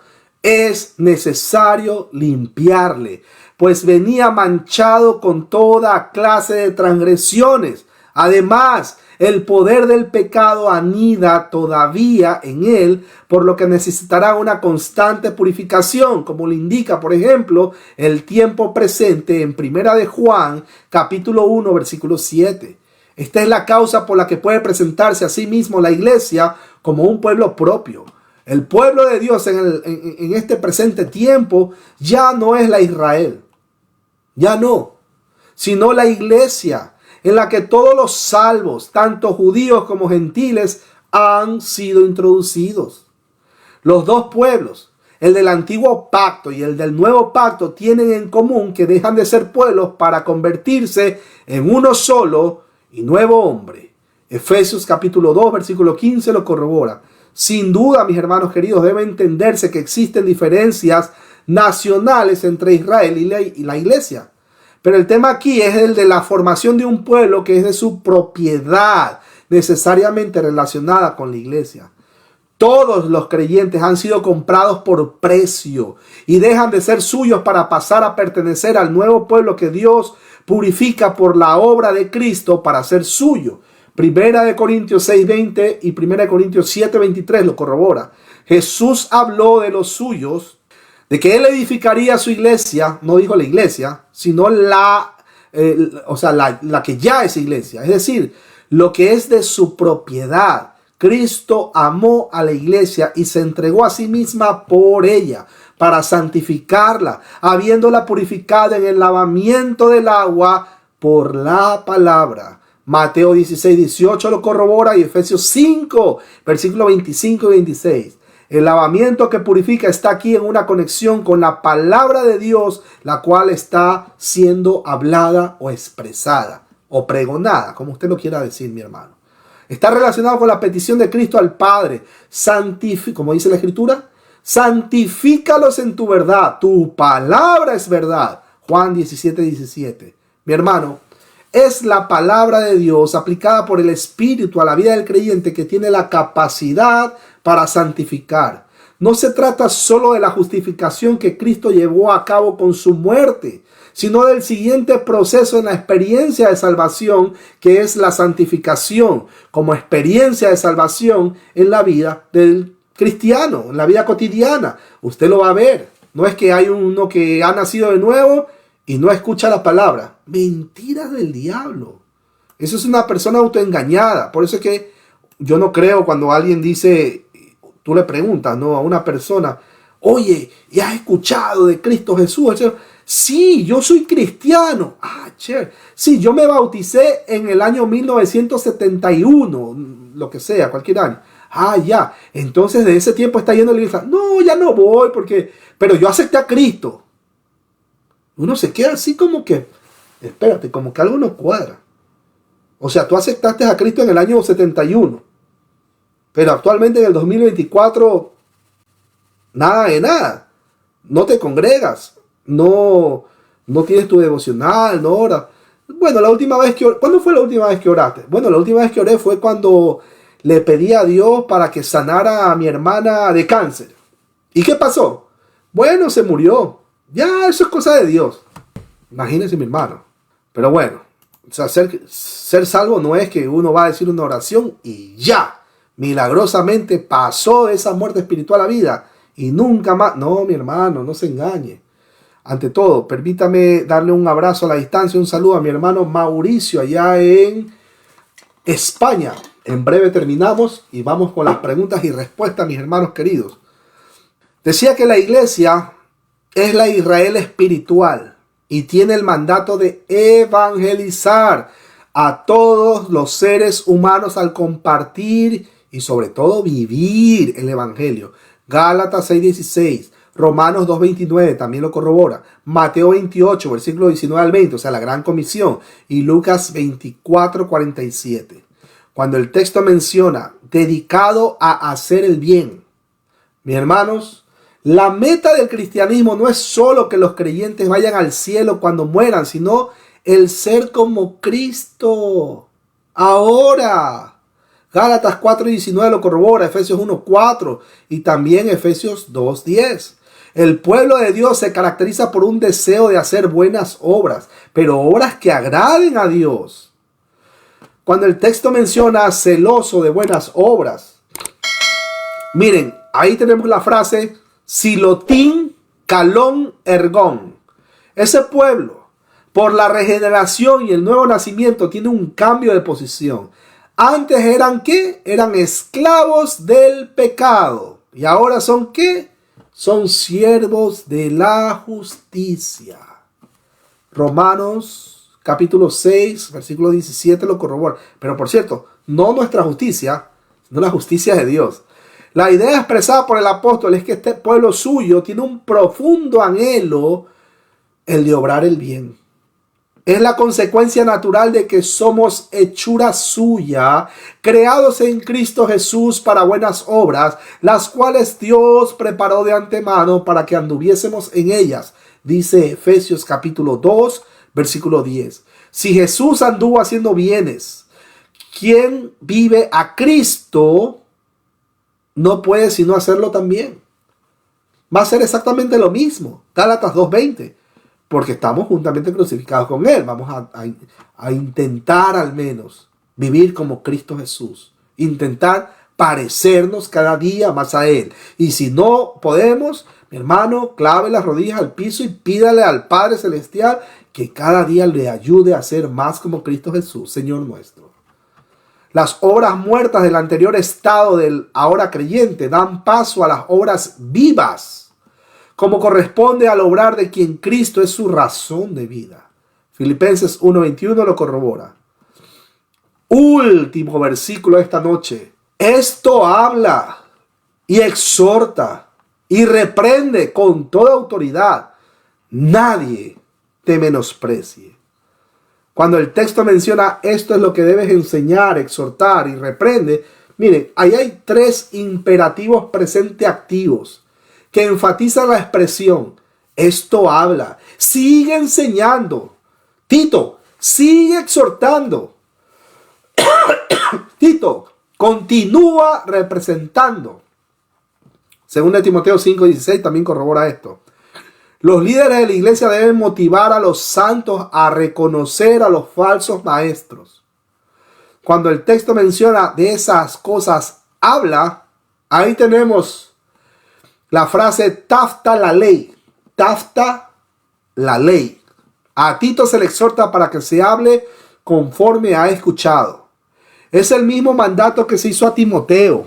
Bueno, aunque dicho de otra manera. Lo que Tito tenía que hablar era la doctrina verdadera de acuerdo como fue instruido por nuestro hermano y amigo Pablo. El maestro bíblico no puede dejar de predicar la palabra. Miren, ahí tenemos la expresión y exhorta. Se lo digo en el griego. Kai parakalei. Acuérdense que i es kai, i. Kai parakalei. Además de la enseñanza, tenía que exhortar en esa misma dirección a los creyentes. Miren, es interesante apreciar un incremento en los mandatos de Pablo. Primeramente debe predicar, luego con la exhortación mover a los creyentes hacia la práctica de las virtudes, exhortándolos. Luego debe reprender a los que nunca faltan, ¿no? Los obstinados. Todo ello está orientado positivamente para el bien del pueblo de Dios. Exhortar tiene, como se ha dicho en varias ocasiones, la connotación de venir cerca, aproximarse, alentar, consolar, etcétera, etcétera. Es importante aclarar que en ningún modo puede entenderse como una reprensión, sobre todo hecha con un autoritarismo o con ánimos de destruir al cristiano. No, para nada. Dios nos libre. La exhortación orienta al creyente en el camino correcto conforme a la palabra, animándolo a proseguir en la vida de santificación. Cuando el texto menciona y reprende, ahí tenemos kai elenche. En las iglesias en donde Tito desarrollaba su ministerio, había quienes eran poco dóciles e incluso, que nunca faltan, desobedientes, igualito que en los tiempos actuales. Con esto tenían que ir un grado más allá de la exhortación, o sea, ya ahí requería la reprensión. Reprender significa convencer, redarguir de forma que todos se aparten de lo que no es verdad.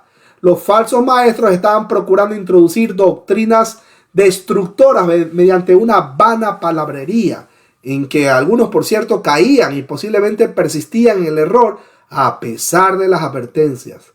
A estos era necesario llamar al orden y trabajar con ellos para hacerlos rectificar. Mis hermanos, no se trata, como se ha dicho antes, de castigar a nadie, sino de establecer un sistema que los conduzca a la corrección. La reprensión debe ser siempre una expresión de la gracia, pues el líder bíblico debe entender que no es ni cabeza ni dueño de la iglesia. Cuidado con los esquemas piramidales. Cuidado. Las ovejas son del Señor, no del apóstol de turno, ni del youtuber de moda. No, mis hermanos, cuidado. Cuando el texto menciona con toda autoridad, meta, pacis, epitagis.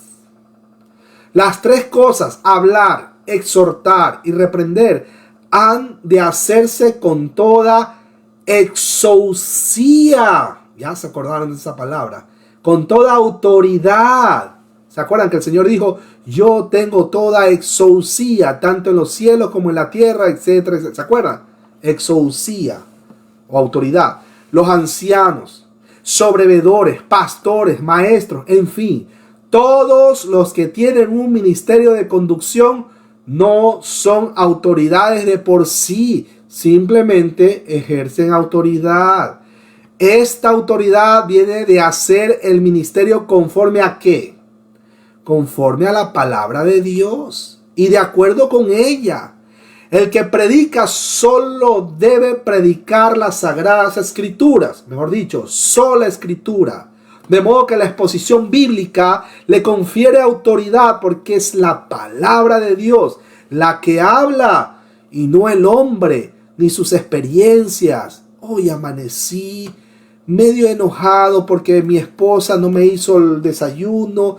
Y no sé, hermanos, pero quién sabe, y comienzan a decir un poco de fábulas y palabrerías y comienzan a inflar. Oye, la gente quiere escuchar la palabra, no tenemos tiempo para escuchar tus cosas, solo la escritura. Y es muy común, lamentablemente, en algunas iglesias, sobre todo de corte carismáticos. Los fariseos, por ejemplo, y escribas de los tiempos de Jesús, tenían la responsabilidad de enseñar la escritura al pueblo, pero lo que hicieron fue convertir la exposición en meras especulaciones científicos tradicionales sobre el pasaje leído. Jesús, en cambio, tomaba la escritura y le daba el sentido que Dios había impreso en ella para la aplicación de la vida y sobre todo de los lectores y oyentes. El resultado fue la admiración de la gente que escuchaba su exposición porque les hablaba como quien tiene autoridad y no como los escribas. Mateo 7:29 corrobora esta gran verdad. De igual modo, mis hermanos queridos, el que exhorta ha de hacerlo con autoridad, porque la exhortación no es suya, sino que está tomada de la palabra de Dios. Nunca es hiriente la exhortación bíblica y solo ella es eficaz por cuanto la palabra es viva. Hebreos 4:12 corrobora esta gran verdad. Así también la reprensión, que no puede sustentarse en pensamientos de hombres, tradiciones, formas de culto, estilos y modas decentes, sino que es la palabra la que redarguye y reprende mediante la aplicación que el Espíritu hace de ella a la vida personal de cada persona que la está escuchando. Aleluya. Cuando dice el texto, nadie te menosprecie, ahí tenemos la expresión mideis sou perifroneito. Es una palabra de aliento. En cierto modo está en la responsabilidad de los oyentes, no tanto de Tito. Es dudoso pensar que el apóstol hablaba del menosprecio a la persona de su colaborador. Más bien debe referirse al menosprecio a lo que predicaba y enseñaba. El verbo despreciar, ahí tenemos perifroneo. Expresa la idea de pasar alrededor de algo con la intención de evadirse. De ahí que la palabra llegó a adquirir el sentido de un desacuerdo firme contra una idea, tratándola sin respeto ni consideración. O sea, como dicen allá en Argentina, un cero a la izquierda, lo cual es propio de un irreverente. Sin embargo, nadie podría menospreciar el mensaje de nuestro hermano Tito. Como consecuencia, escúchelo bien, como consecuencia de poca firmeza en la exposición, la falta de autoridad por no basarla en la palabra o falta de contenido por limitación en la predicación. El perverso, escúchelo bien, el perverso puede menospreciar la palabra por rebeldía, pero no puede hacerlo por lo que contiene. El estilo de vida cristiano solo es posible en la esfera de la santidad, que indudablemente exige la exhibición de las virtudes personales, familiares y eclesiales que se han considerado. En un mundo cada vez más corrompido, los cristianos debemos ser luz en medio de las tinieblas. Dice Juan 1:5, ya lo leímos, Efesios 5:8 y 2 Corintios capítulo 4, versículos 6 al 9. Ahora, no es posible llevar a cabo la santificación, esto es, la segunda parte de la vida de la salvación en la gracia, si no se vive santamente. ¿Cómo es eso, mi hermano querido? Simple. Recordamos las dos evidencias, interna y externa. Ya mencioné la interna, ¿no? El mismo Espíritu testifica que somos hijos de Dios, Romanos 8:16 y Gálatas 5:22, el fruto del Espíritu Santo. Mire, la santidad no es una opción que el creyente puede o no aceptar, sino la única forma de vida cristiana. La santidad no está sujeta a mandamientos, normas o tradiciones, o un hacer o no hacer. Tampoco está en que vístete con faldas larguísimas o no te vistas con faldas tan largas sino cortas. No vayas a la playa, anda a la playa. No está.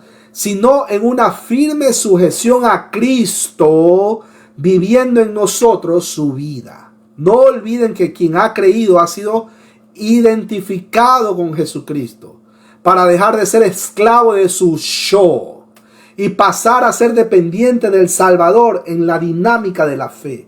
Los líderes de la iglesia han de predicar la palabra, exhortar a vivir conforme a ella y reprender exigiendo obediencia a las demandas de la Escritura. Pero al mismo tiempo, la instrucción sobre la santidad y la vida conducida por Dios ha de verse reflejada en el líder, enseñando con su propio ejemplo como es la ética cristiana.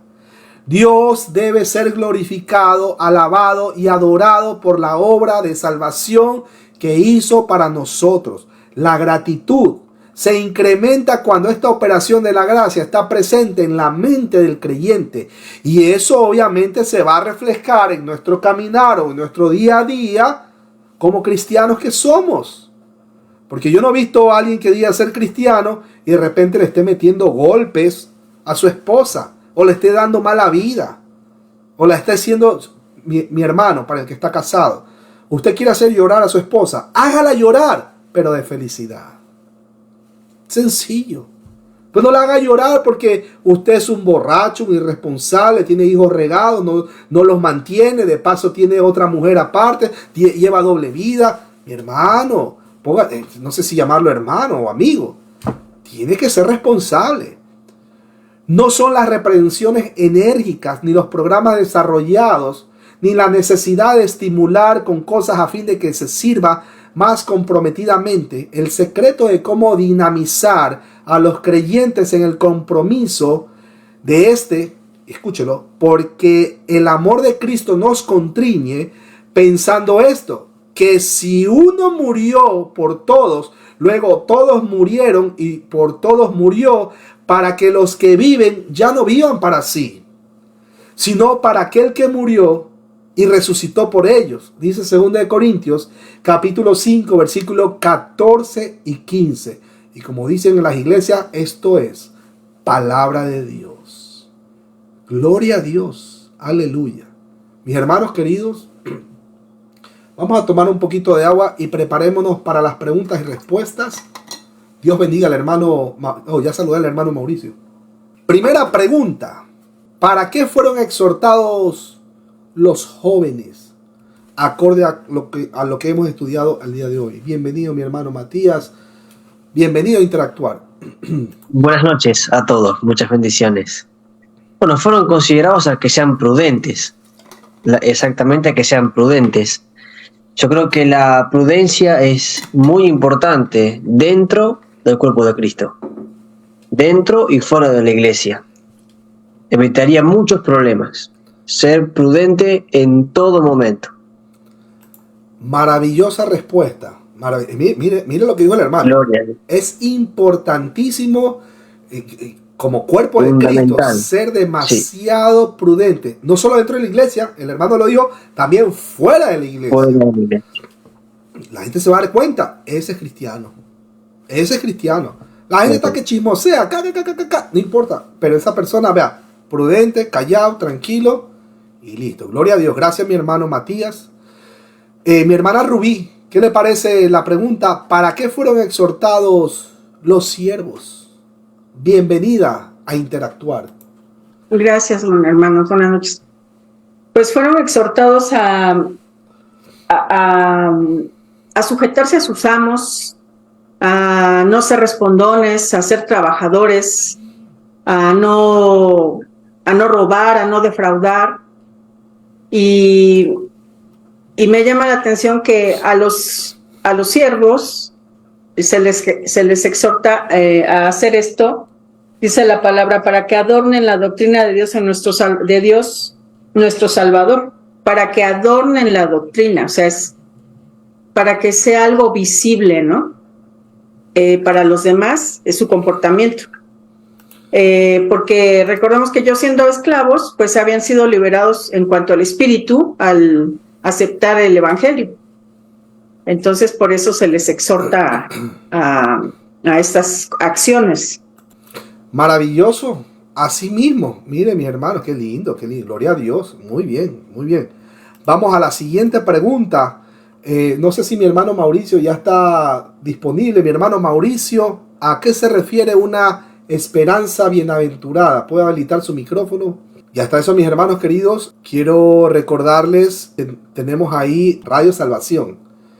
Allá en Argentina, radiosalvación.com.ar, AR de Argentina. Ahí usted puede, incluso puede hasta descargar la aplicación para las personas que van a manejar y quieren ir escuchando la palabra de Dios. Ahí hay unas alabanzas bien bonitas, unas canciones cristianas bien bonitas.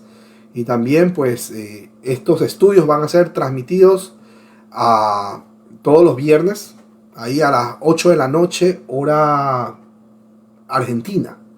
Así que los invito a que ustedes descarguen la aplicación o también pueden conectarse en sus casas, ¿no? El miércoles a las 20 horas el bálsamo de Galaad. Jueves justo a tiempo.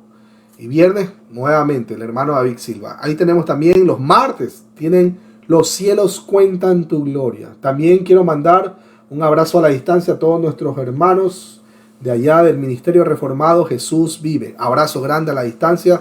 Próximamente esa página web. Ahí con hartos recursos para los hermanos que quieran buscar ahí. ¿Dónde encuentro ahí la confesión de Westminster? Etcétera, etcétera, etcétera, etcétera. Pero bueno, mi hermano Mauricio creo que se quedó sin micrófono. Mis hermanos queridos, damos gracias al Señor por esta transmisión. ¿Qué les parece si vamos a cerrar nuestros ojos? Vamos a despedirnos en oración y nos vemos en una próxima transmisión para el capítulo 3 del libro de Tito. Así que cierren ahí sus ojos. Si están manejando, no lo cierren, por favor. Amado Padre, gracias, muchísimas gracias, soberano. Gracias por el espacio que has permitido que podamos tener con todos los hermanos y amigos. Y porque tú nos ayudas día a día. Tu Santo Espíritu nos ayuda día a día a poder estudiar las Escrituras. Y ahora en estas transmisiones de los miércoles nos ayudas también a entender los estudios, en este caso del libro de Tito. Padre Santo, te pedimos que no solamente lo tengamos en nuestra mente, sino también que lo pongamos en práctica, como lo acabamos de estudiar, y que podamos compartir también con todos los demás hermanos, amigos, conocidos, familiares y hasta desconocidos. Te rogamos, quédate con nosotros, ayúdanos a tener un sueño placentero para poder levantarnos con energías y que esa felicidad se refleje en nuestras vidas. No solamente al despertar, sino todos los días. Que sepan que Cristo Jesús es el Señor de nuestras vidas. Que a pesar de las circunstancias, nosotros no perdamos el gozo de la salvación. Gracias una vez más. En Cristo Jesús, Señor nuestro, nos despedimos. Amén y amén. Mis hermanos, amén. Antes que nada, antes de despedirnos, mi hermano Mauricio, ¿a qué se refiere el texto cuando menciona la esperanza bienaventurada? Cuéntanos. ¿Sí me escuchan? Perfectamente. A ver, es esperar, ¿de acuerdo? Es esperar con ansias la venida de Jesús. Pero ahí el verbo que está utilizando el apóstol Pablo es prodechomai, y ese prodechomai significa dando una bienvenida. Esa es la idea del verbo. Esperar, dando una bienvenida. Aguardando como con fiesta. Sí, me hago entender, como cuando tú estás esperando a alguien y le tienes una fiesta sorpresa. Esa es la intención del verbo prodechomai. Esperar con ansias, dando una bienvenida en el regreso del Señor Jesús.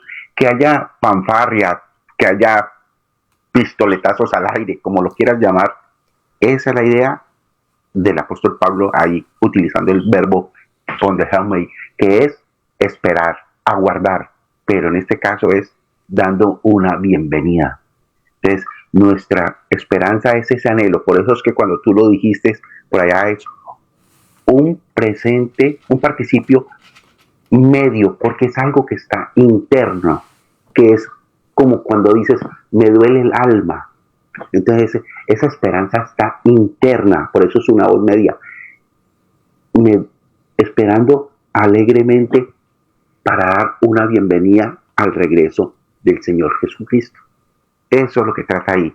Y recuerda que ahí dice, aguardando la esperanza de nuestro gran Dios y Salvador Jesús. Y tú lo dijiste muy claramente. Hay un solo artículo que tiene dos sustantivos. Salvador y Dios. Porque se identifica solamente para Jesús. Nosotros aguardamos con ansias el regreso del Señor Jesucristo. Amén, amén. Aguardamos así como una fiesta sorpresa. Ya llegó el Señor. Correcto. ¿Ya? Y cuando venga el Señor, ahí sí ya podemos nosotros cantar, como dice, estamos de fiesta con Jesús. Al cielo queremos ir. Sí. Gloria a Dios. Entonces es aguardar dando una bienvenida. Para dar una bienvenida, teniendo una fiesta, teniendo pastel, teniendo torta, teniendo helado, teniendo sorpresas, piñata y todo. Esa es la idea del verbo. Por eso es que hay que ser muy claros cuando se utilizan las expresiones, porque no es lo mismo que pueda significar ahora esa palabra que lo que significaba en aquella época. No es lo mismo. Y un ejemplo claro es la palabra nación. Ahorita una nación es una entidad, un negocio, una empresa llamada Panamá, una empresa llamada Colombia, una empresa llamada Ecuador, Argentina, son empresas. Eso es nación ahora. Pero en la época anterior, la palabra etnos, que es nación, significaba pueblo, personas. Eran personas, no una entidad, eran personas. Por eso es que muchos, cuando están leyendo letra, simplemente ven las palabras, pero no se van al significado anterior de esa palabra, porque no es lo mismo me baño en el río que me río en el baño, a pesar de que son las mismas palabras, no significan lo mismo. Entonces, ahí el verbo que utiliza el apóstol Pablo es dando a entender que están aguardando, que están esperando, pero con para dar una bienvenida, para darle una bienvenida al Señor Jesús que regrese, cuando Él regrese. Amén, amén. Gloria a Dios. Muchas gracias, mi hermano. Saludos para toda esa gente linda allá en España. Mi hermano, bueno, nos despedimos. Nos vemos en una próxima transmisión, si el Señor lo permite, por si acaso. Si el Señor lo permite. Así que pues nos vemos. Espero que no se olviden de orar antes de que vayan a descansar, ¿no? Hay mucha gente que se acuesta a dormir y no abrieron sus ojos al otro día. Así que mis hermanos, si cerramos nuestros ojos y no los abrimos más, solo Dios sabe dónde vamos nosotros a abrir nuestros ojos. Bueno, nosotros estamos seguros, por si acaso. Bendiciones, ones.